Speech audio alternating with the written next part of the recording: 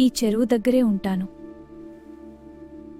నీకు తెలియాల్సింది అంతే. అంజి ఆమెను చూసినప్పటినుంచి తనలో ఒక తెలియని అనుభూతి మొదలైంది. ఆమెపై అతనికి ఆకర్షణ, ప్రేమగా మారింది. నేను మళ్ళీ నిన్ను కలవాలంటే రేపు ఇక్కడికే రా. సరే, నేను వస్తాను. ఆ రాత్రి అంజికి నిద్ర పట్టలేదు. కళ్ళు మూసుకున్నా కూడా ఆమెనే కనిపించింది. మరుసటి రోజు ఆమె కోసం వెళ్ళిన అంజికి ఆమె కనిపించలేదు. కాని దూరంలో ఒక గుడిసె అతని దృష్టిలో పడింది. హలో, ఎవరు మీరు? ఏం చేస్తున్నారిక్కడ?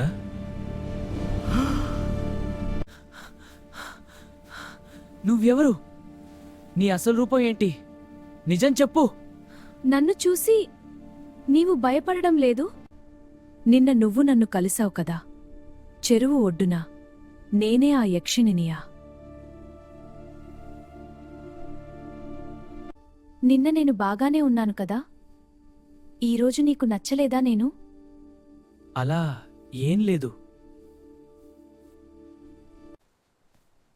ఇక్కడికి వచ్చినవాళ్ళు అందరూ నన్ను చూసి భయపడిపోయారు.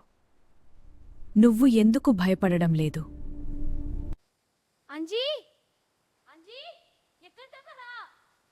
నేను వెళ్తున్నాను. రేపు మళ్ళీ కలుస్తాను. అంజి ధైర్యమా? యక్షిని మనసును తాకింది.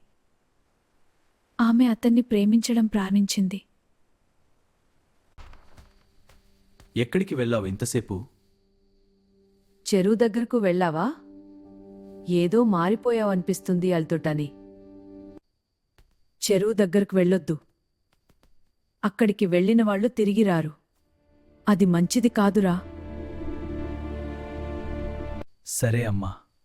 అంజి బయటకు వెళ్ళకూడదని చెప్పినా అతని మనసు మాత్రం ఆమె దగ్గరే ఉంది. ఆ రాత్రి కూడా ఆమె గురించే ఆలోచించాడు. నువ్వొస్తావో రావో అనుకున్నాను. కాని నువ్వు వచ్చావు అంజీ. నిన్ను చూసి చాలా సంతోషంగా ఉంది. నువ్వు ఎలా ఉన్నా నువ్వంటే నాకు ఇష్టం.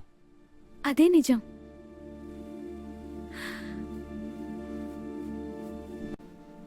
నువ్వు నిజంగా నన్ను అంగీకరించావా? నువ్వు ఎలా ఉన్నా నాకది మారదు. అంజీ, మనిద్దరం పెళ్లి